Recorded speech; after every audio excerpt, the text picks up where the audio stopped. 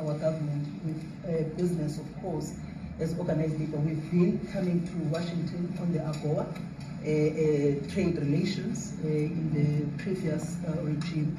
And I think at the center of it all, for me, it is exactly what Mr. Rupert has said, the importance of us growing the economy. We have always emphasized when we were here and kept on coming and negotiating on AGOA that the 600 US companies that are based in South Africa, as you said, President Ramaphosa, 500,000 jobs will be wiped out. We need more foreign direct investment in our country. We are not just talking about those that will lose employment, but we are talking about over 40% of people that are unemployed, that have no hope of ever finding a job. And we think that, correctly, as they have said, that we need to deal with the issue of porous borders in our country, so that everyone that comes in is documented.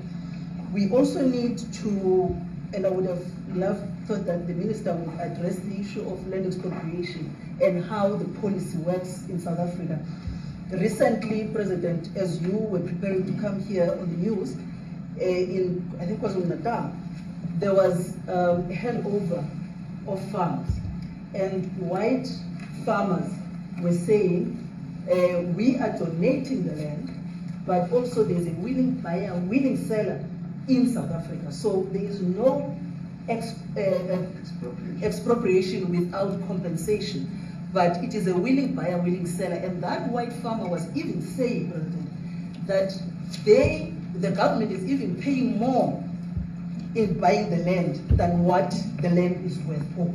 And I think those are the realities, President, that we must say that we need to address, of course, but also the importance of agriculture linked to AGOA. People rely on it, and I think, as Retief have said, for survival and living. But lastly, for me, President, is also the issue of the crime statistics.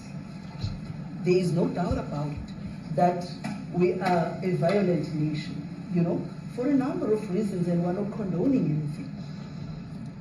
But also, if you go into the rural areas where black majority are, you would see women, elderly, being raped, being killed, being murdered. And these are black elderly women that would be found throat slits, raped multiple times, and all of that.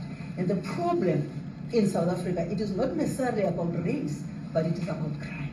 And we think that we are here to say, how do we, both nations, work together to reset, to really